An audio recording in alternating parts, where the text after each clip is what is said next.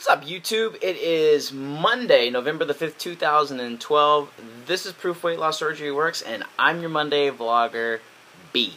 So, this week's topic. I'm going to read the topic, and then I'm going to kind of give you a little bit of a disclaimer. Because I don't know, this might be a sensitive subject for some of you guys. But anyway, the topic is breaking points. You know, we all have them. The topic reads, we all have a breaking point. What was yours? Share before and after photos in your video. Tell us a few positive changes. We'd love to see. I don't know. I copied and pasted that out of Rosemary's video yesterday, which was awesome, by the way. My story, I've shared about 85% of it. You know, we talk about breaking points, and I've talked about this before. Even here on the Proof channel. I think for you to really be successful in any weight loss plan, alright, whether it be surgery or Atkins or Weight Watchers or whatever it is, you know, you really have to really be able to utilize your mental tool, that thing that we talk about all the time. You really have to come to a point in your life where you just don't have another choice. You just don't. You get to that point where you're like, I'm done. I'm committing myself from this day forward. I'm making changes in my life. And for a lot of us, for most of us, that is a pretty dramatic event, whatever that event may be. I highly recommend you go look at Rosemary's video yesterday, and you're going to hear some great stories this week too, because I've already heard them at one point in time or another from some of our other vloggers. But it's just an example of the things that we go through mentally and physically, even before we decide to have weight loss surgery. And it describes to people, I think, that aren't in this circumstance, just what it takes, just what that mental mindset is, the attitude and the commitment and the dedication that you have when you really decide to do something like have a major surgery to help you lose weight. It's not just a fad, you know. I'm not saying that diets and things aren't the way to go. Many people have success. Hundreds of thousands of people have success on them. But you really have to have a level. You have to be. It's not just something you do to do it. I mean, there's a reason, and it's usually a pretty damn traumatic one. So anyway, on to my story.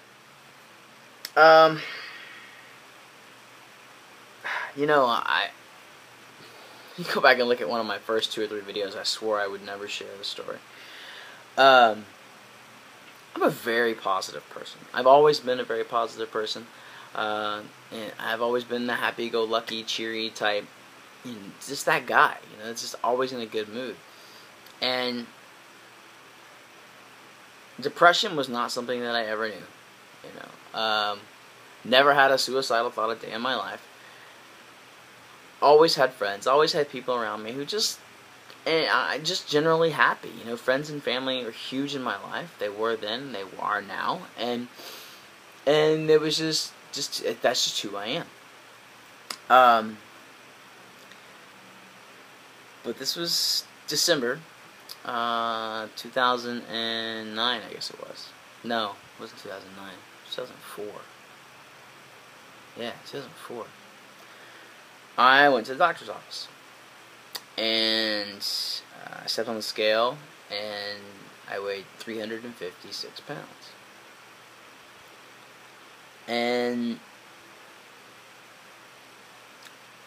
I don't know why that was so relevant to me. Yeah, I go to the doctor every 3 months.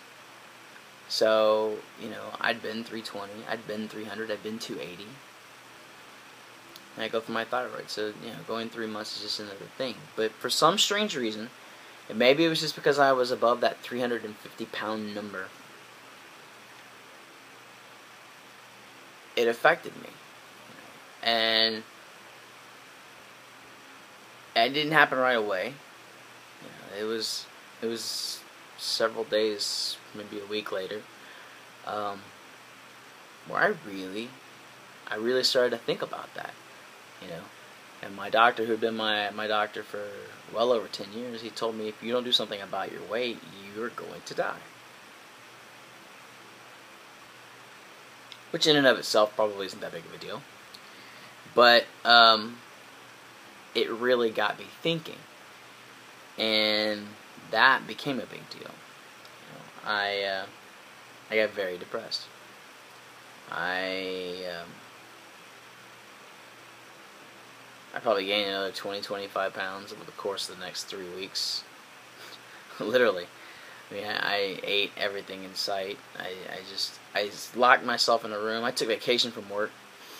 I pigged out, played video games, and just sulked. And I got to a point where I just didn't even want to be. I didn't, you know, it started out I didn't want to talk to anybody. And then I didn't want to go outside. And then I didn't want to go to work. And then I didn't want to watch TV. And then I didn't want to lay in bed all day. And I just didn't want to exist anymore. And, you know, I have for a while shot, shoot pistols. And this is my baby right here. This is my baby. I shot this thing in many competitions. And it's always by my bedside. It's always loaded. And I found myself with my handgun right here. And I was nanometers away from pulling the trigger. I was done, you know. And craziest thing happened.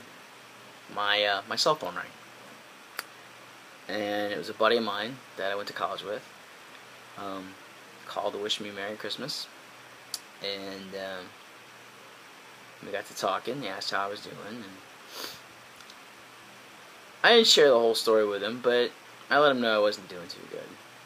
And he made an appointment for me to go see a guy in Houston. His name is Keith Klein. He's a nutritionist, specializes in weight loss and what they call relapse prevention. He also works with athletes.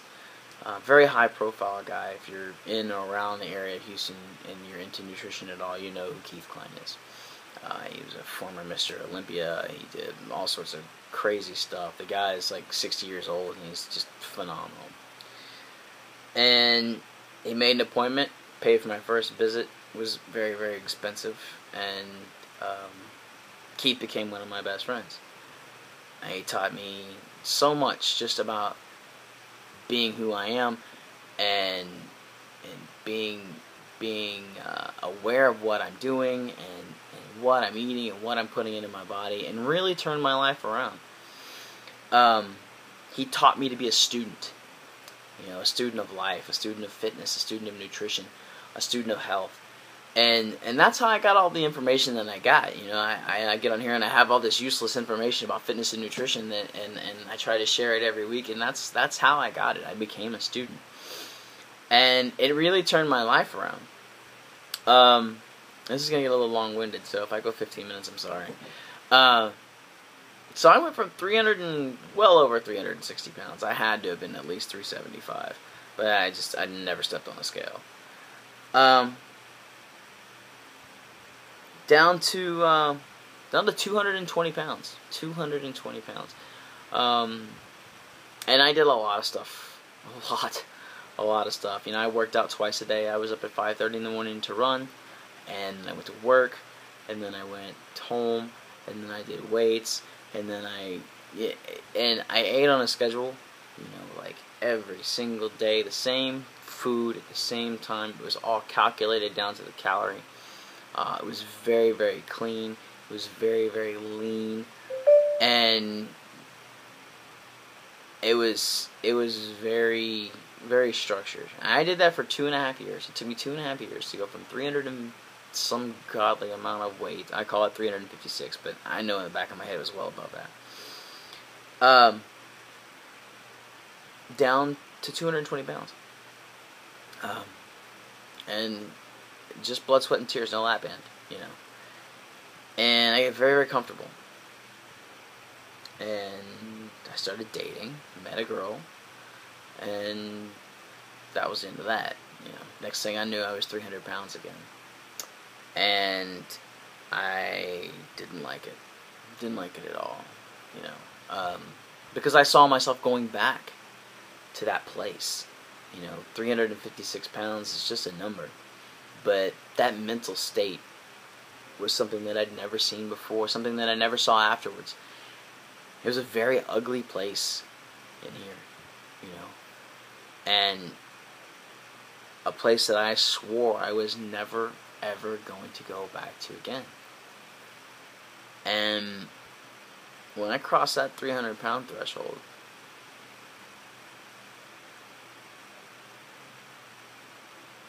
I can't describe to you in words. I don't know how to put it in words, the emotion that I felt.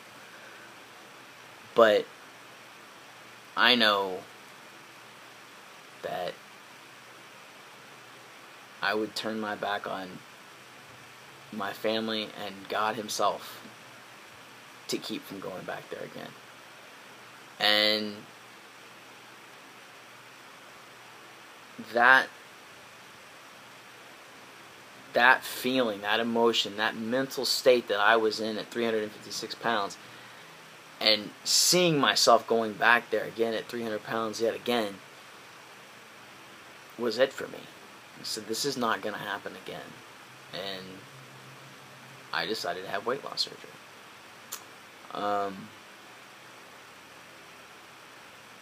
And now here I am today.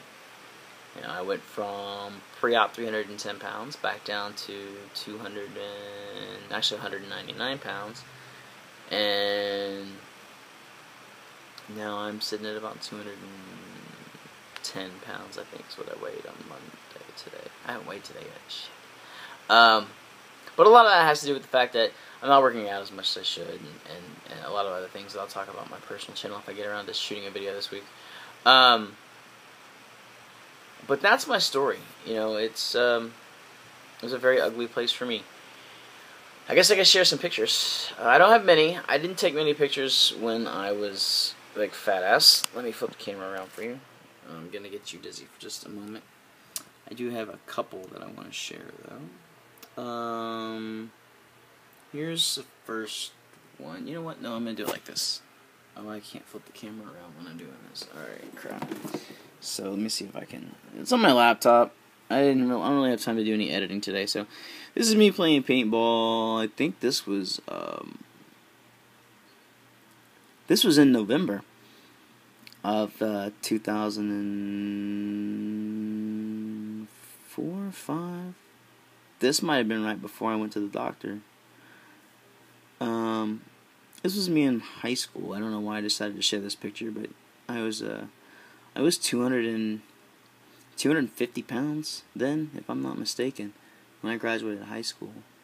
This was another picture that was before, me just before surgery. The guy next to me weighs about 120. He's a little skinny bastard. And this picture is probably the closest to that visit to the doctor. This was at Christmas, just a few weeks after, or maybe 2 weeks after I went to the doctor, and he weighed me. So that's it. That's what I got.